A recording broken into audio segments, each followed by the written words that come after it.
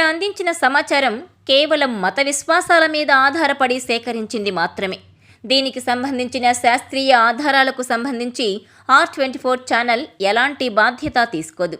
ఈ సమాచారాన్ని పరిగణలోకి తీసుకునే ముందు పండితులను సంప్రదించి పూర్తి వివరాలు తెలుసుకోగలరు. పై సమాచారాన్ని R24 ఛానల్ ధృవీకరించడం లేదు.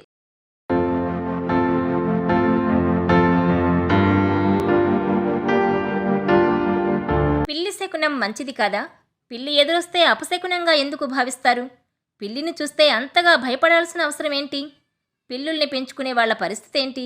Watch this R24 special.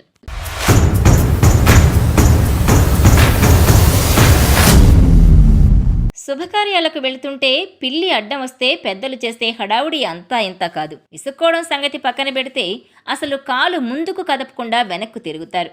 నిజంగా పిల్లి మొహం చూస్తే పంచమహాపాతకాలు చుట్టుకుంటాయా? అసలు పిల్లి శకునం వెనుక ఉన్న ఉద్దేశం ఏంటో తెలుసా? పూర్వం ఒక ప్రదేశం నుంచి ఇంకో ప్రదేశానికి ప్రయాణం చేయాలంటే ఎడ్ల బండి మీద అడవుల గుండా ప్రయాణించాల్సి వచ్చేది. ఖచ్చితంగా ఈ క్రమంలో చీకటి పడేది. అప్పుడు ఈ పిల్లుల జాతికి చెందిన సింహాలు, పులులు వంటివి ఎదురుపడేవి.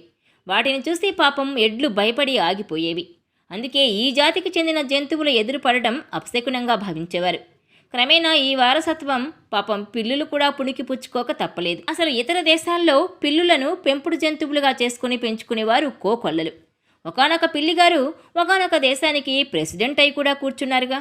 పిల్లులు కూడా ఇతర పెంపుడు జంతువుల వంటివే. అయినా మనిషికి కూడా సొంతం అవని ఒక వరం జంతువుల సొంతం. అదే ప్రకృతి వైపరీత్యాలు ముందే పసిగట్టి మనిషిని కాపాడేందుకు అరవడం, సురక్షిత ప్రాంతాలకు తరలిపోవడం.